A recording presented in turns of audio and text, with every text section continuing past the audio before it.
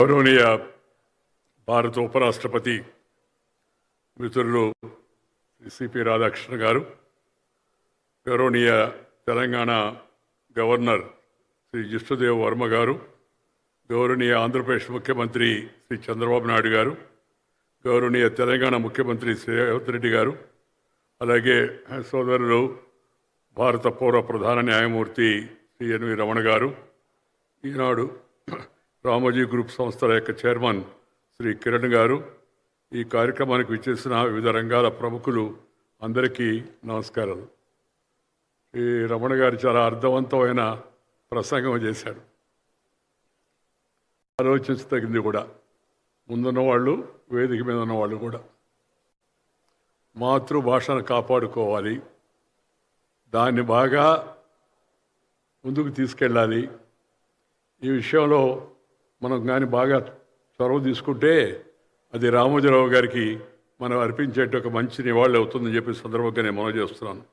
ఈరోజు మనం ఒక మహోన్నతమైన వ్యక్తి, బహుముఖ ప్రజ్ఞాశాలి, అక్షర శక్తికి సరికొత్త నిర్వచనం ఇచ్చిన పాత్రికేయ రాజర్షి అని చెప్పవచ్చు. ఆయన శ్రీ రామోజీరావు గారు, వారిని మనం ఇవాళ స్మరించుకుంటూ ఉన్నాం.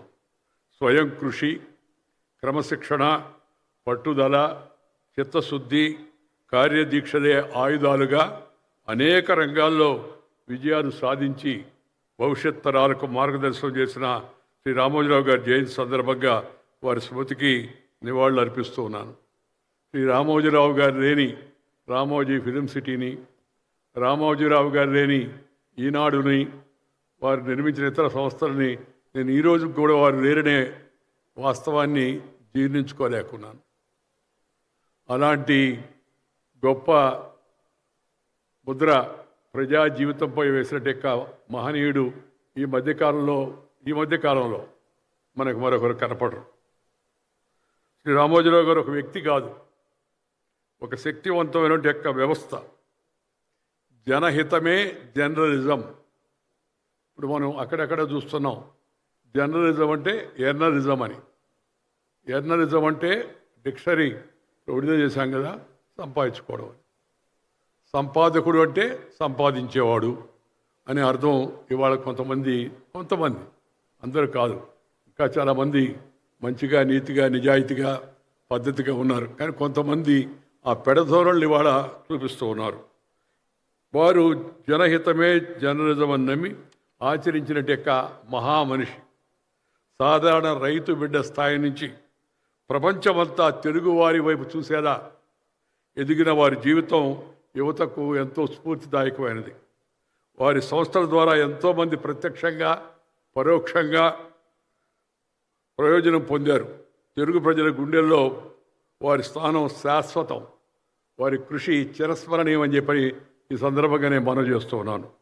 విభిన్న రంగాల్లో విశిష్ట సేవలు అందించిన గొప్ప వ్యక్తులకు శ్రీ రామోజీరావు గారి జన్మదినాన్ని పురస్కరించుకొని రామోజీ ఎక్సలెన్స్ అవార్డ్స్తో సత్కరించడం చాలా సంతోషకరమైన విషయం, అభినందించాల్సిన విషయం. శ్రీ రామోజీరావు గారు కేవలం ఒక వ్యాపారవేత్త మాత్రమే కాదు, తెలుగు జాతి కీర్తిని ప్రపంచ నలుదిశల వ్యాపింపజేసే క్రాంతదర్శి ఆయన. వారి జీవితం అసాధ్యాలను సుసాధ్యం చేయవచ్చని నిరూపించిన అమరగాథ అది. రామోజీరావు గారి విజయం సామాజిక నిబద్ధతనే పునాదిపై నిర్మితమైన ఒక మహావృక్షం అది. మీది ఏ పక్షం అని అడిగితే ఒకసారి ఆయన నేను ప్రజాపక్షం అని చెప్పాడు. ఆయన నువ్వు ఏ పక్షం, లెఫ్టా, రైటా, లేకపోతే స్ట్రైటా, సెంట్రిస్టా అడిగితే ఆయన నేను ప్రజాపక్షం అని చెప్పి అన్నాడు. మనకి ఈనాడు పత్రిక ఈటీవీలో రోజు కనబడుతూనే ఉంటుంది. అది ఈ వారి యొక్క జీవితం వాస్తవంగా నేటి యువతరానికి ఒక పాఠ్యాంశం కావాల్సినట్టు అవసరం ఎంతో ఉంది. స్వయం కృషితో ఒక సామాన్య మానవుడు అసామాన్య స్థితికి ఎలా ప్రపంచ ప్రఖ్యాతి సాధించగలనే దానికి వారి జీవితం ఒక ఉదాహరణ. I feel that it should be a lesson for the younger generation so that they can also improve their life and then do something meaningful to the society. ముఖ్యంగా Margadarsi Chit Funds, Priya Foods, Kalanjali, Mayuri Films వంటి విభిన్న వ్యాపారాలను ఒకే గొడుగు కింద నడిపి వాటిని విజయపథంలో నడిపిన తీరు ఆయన దూరదృష్టికి, అద్భుతమైన యొక్క నిర్వహణ సామర్థ్యానికి, కార్యదక్షతకు నిదర్శనమని నేను భావిస్తూ ఉన్నాను. ప్రతి వ్యాపారాన్ని కేవలం లాభాపేక్ష కాకుండా వినియోగదారులకు నాణ్యమైన సేవ అందించాలనే యొక్క ఉన్నత లక్ష్యంతోనే ఆయన ప్రారంభించిన అదే సంస్థ, ఆ సంస్కృతి కూడా నేడు కొనసాగుతుంది. రాబోయే రోజుల్లో కూడా ఇదే సంస్కృతి కొనసాగించాలని నేను భావిస్తూ ఉన్నాను. రామోజీరావు గారి సేవల్లో అత్యంత ముఖ్యమైనది, ప్రతిభావంతమైనది జర్నలిజం. 1974లో విశాఖపట్నం కేంద్రంగా ప్రారంభించిన ఈనాడు దినపత్రిక తెలుగు మీడియా చరిత్రలో ఒక సరికొత్త అధ్యాయాన్ని రచించింది. అంతకుముందు కేవలం పఠనాలకే పరిమితమైన వార్తలను పల్లె పల్లెకు చేర్చి పత్రికా భాషను పండితుల భాషగా మార్చి సామాన్య ప్రజల వాడుక భాషగా దాన్ని తీసుకొచ్చారు. అలాగే ప్రజానాయకులు కూడా, రాజకీయ నాయకులు కూడా చాలామంది రామోజీరావు గారికి రుణపడి ఉండాలి. ఎందుకంటే పెద్ద పెద్ద వాళ్ళు పెద్ద స్థాయిలో ఉన్నవాళ్ళు కాదు, గ్రామ స్థాయిలో, మండల స్థాయిలో, జిల్లా స్థాయిలో ఉన్న నాయకులు గుర్తించి ప్రోత్సహించి వాళ్ళని ఎదిగే విధంగా శ్రీ రామోజీరావు గారు ఈనాడు పత్రికను నడిపారని చెప్పి మనవి చేస్తున్నాను. నిత్యం ఉషోదయాన సత్యం నినదించుగాక అంటూ తెరతరవారుతుండగానే పత్రిక ఇంటి ముందు ప్రత్యక్షమవడం ఆనాటి తరానికి అది సరికొత్త అనుభవం. వారు ఈనాడు పెట్టినప్పుడు రామోజీరావు గారు జర్నలిజాన్ని కేవలం వార్తలు చెప్పే సాధనంగా చూడలేదు, దాన్ని ప్రజా సమస్యలను వెలుగులోకి తెచ్చి అన్యాయాలను ఎదురిచ్చే, సమాజ హితం కోరే ధర్మ యుద్ధానికి ఆయన పత్రికను ఉపయోగించారు. ఎన్నో సవాళ్లు, అడ్డంకులు ఎదురైనా పత్రిక ఎప్పుడూ నిజాయితీ, నిష్పాక్షత విలువలకు కట్టుబడి ఉండేలా చూసుకున్నారు. ఆయనకు ఎదురైన ఆటుపోట్లు సందర్భం కాదు, అవి సామాన్యమైనవి కాదు. అలాంటి వాటన్నింటినీ ధైర్యంగా ఆయన ధీరోదాత్తంగా ఎదుర్కొని గట్టిగా నిలబడి తను చెప్పదలుచుకున్నానని చెప్తూ ఆ విధంగా పత్రికా రంగంలో మనకి ఆనాడు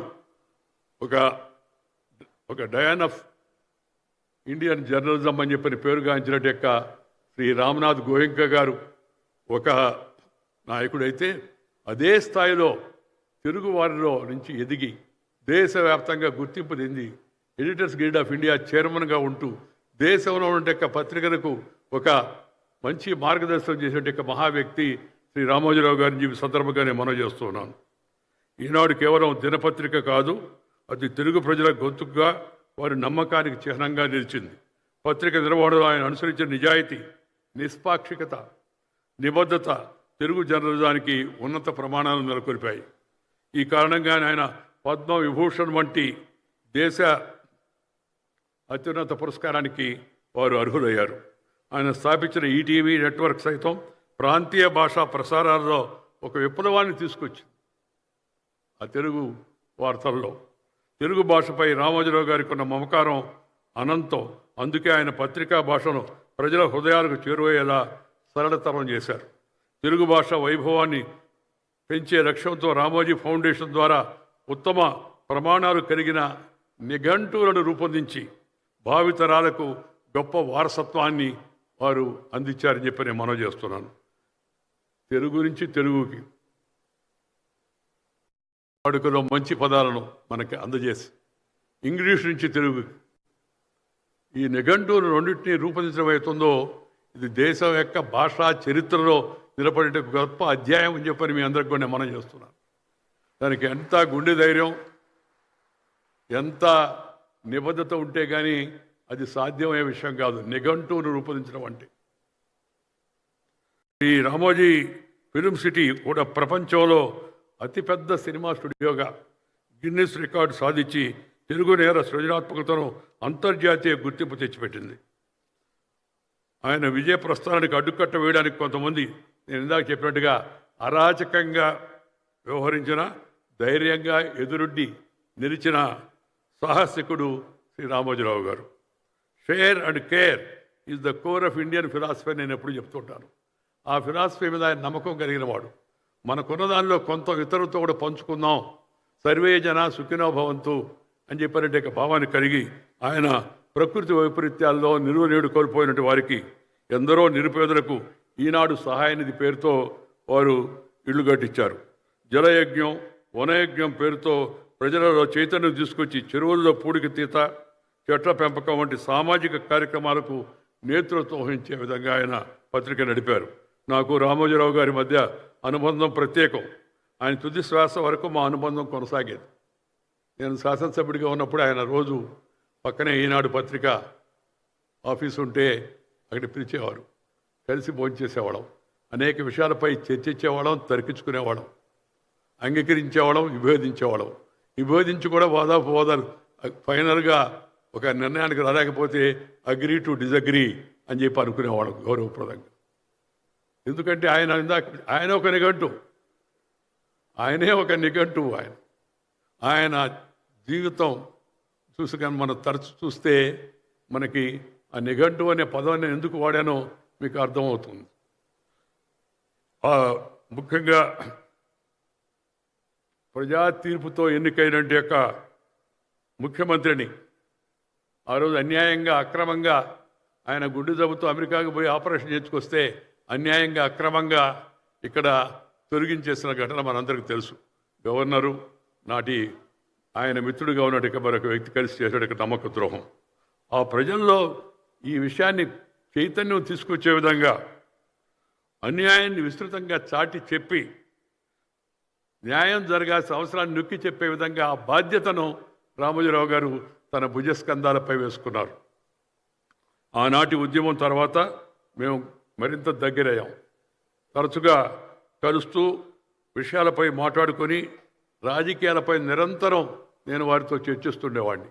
నేను ఒక రకంగా రాజకీయాల్లో పైకి రావడానికి పెద్దలు అద్వానీ గారు, అటల్ బిహారీ వాజ్పేయి గారు ఒక కారణమైతే, ఇక్కడ తెలుగు రాష్ట్రంలో కాస్త గుర్తింపు తెచ్చుకోవడానికి రామోజీరావు గారి సలహాలు ఎంతగానో ఉపయోగపడ్డాయని చెప్పని నేను సవినయంగా మనవి చేస్తున్నాను. ఆ మాట చెప్పడానికి నేనేమాత్రం వెనకాడడం లేదు. నేను ఆయన్ని ఎప్పుడు కోరుతూ ఉండేవాడిని, కాస్త సార్ కొద్దిగా విశ్రాంతి తీసుకోండి అని. ఆయన పనిలోనే నాకు విశ్రాంతి. My rest lies in the work, hard work అనే ఫిలాసఫీ ఆయన. కష్టపడుతూనే ఉండేవాడు. దాంట్లో నుంచి నేను ఆ మాట ఒకటి తయారు చేసి ఈ మధ్య జనంలో ప్రచారం చేస్తూ, ఇష్టపడిన పనిని కష్టపడి చేస్తే నష్టపడేది లేదు అని ఆయన విశ్వాసం. ఆయన ఇష్టపడిన పనిని కష్టపడి చేస్తే నష్టపడేది లేదని. ఆ విధంగా ఎప్పుడు ఆయన కష్టపడుతూ ఉండేవాడు. ఎప్పుడు దేశంలో ప్రపంచంలో జరుగుతున్న పరిస్థితులను గమనిస్తూ ఉండేవాడు. దానికి తనదైన పరిష్కార మార్గం ఏందామని ఆలోచించేవాడు. మిత్రులతో ఇక్కడ ఉండి పనిచేసే వర్గంతో అందరితో కూడా చర్చించేవాడు. తుది శ్వాస వరకు ఆయన పనిచేస్తూనే ఉండి తాను అన్న మాటలు నిజం చేసి చూపించిన గొప్ప వ్యక్తి వారు. ఆయన క్రమశిక్షణ, సమయపాలన, నిబద్ధత నేటి యువతకు స్ఫూర్తిదాయకం. ప్రజాస్వామ్య వ్యవస్థకున్న 4 స్తంభాల్లో జర్నలిజం ఒకటి. ఎంతో బాధ్యతాయుతంగా నిర్వర్తించాల్సిన వృత్తి ఇది. నిజాయితీ, నిష్పాక్షిక వైఖరి, జవాబుదారీతనంతో వ్యవహరించాల్సిన వృత్తి ఇది. డిజిటల్ యుగంలో అతివేగంగా వార్తలను చేరవేయాలనే ఒత్తిడి, క్విక్ బైట్ సంస్కృతి పెరిగిపోవడం వలన తరచుగా వార్తల నాణ్యత, నిష్పాక్షిత తగ్గిపోతూ ఉన్నాయి. మరొక పక్క social media anti social media తయారైపోయి హెడ్లైన్స్ చూస్తాం, కానీ లోపల చూస్తే అసలు విషయం ఏమి ఉండదు. అదొక కొత్త ధోరణి వాళ్ళ జర్నలిజంలో, పత్రికల్లో, టెలివిజన్ ఛానల్లో ముఖ్యంగా వచ్చింది. ఆ టెలివిజన్ ఛానల్లో ఒక్కొక్కసారి ఆ వార్త వింటాం, లోపల చూసి అసలు ఏమి ఉండదు. నేను ఉదయం చెప్పాను, ఇప్పుడు మిత్రుడు రేవంత్ రెడ్డి గారు కూడా ఉన్నారు కాబట్టి చెప్తున్నాను. ఒకరోజు ఒక యూట్యూబ్ ఛానల్ రేవంత్ రెడ్డికి రాడ్డు దింపిన వెంకయ్య అని. నాకు యువకుడు, నేను ఎంతో నచ్చేవాడు, మెచ్చేవాడు, కష్టపడి పనిచేస్తున్నాడు. పార్టీలు వేరే కావచ్చు, ఎవరి ఆలోచనలు వాళ్ళే అనుకోండి. ఏంది ఆ వార్త లోపల చూస్తే అదేమి లేదు. తెలుగులో మాట ఉంది, పైన పటారం లోన రొటారం అని చెప్పాను. This is the trend. అలాగే చంద్రబాబు నాయుడు గారి గురించి కూడా అదే. నేను మాట్లాడదలుచుకుంటే చంద్రబాబు నాయుడు గారు కాదు, ఎవరి గురించి నేను చెప్పదలుచుకొని చెప్తాను, దాంట్లో మొహమాటం లేదు. కానీ కార్యదక్షత, మంచిగా పనిచేస్తూ రాష్ట్ర అభివృద్ధి కోసం తపన పడుతున్న వ్యక్తికి ఏదైనా సూచనలు అందిస్తే దానికి వేరే హెడ్లైన్ పెట్టి, ఈ ట్రెండ్స్ కొత్తగా ఇవాళ పత్రికా రంగంలో మనం చూస్తూ ఉన్నాం.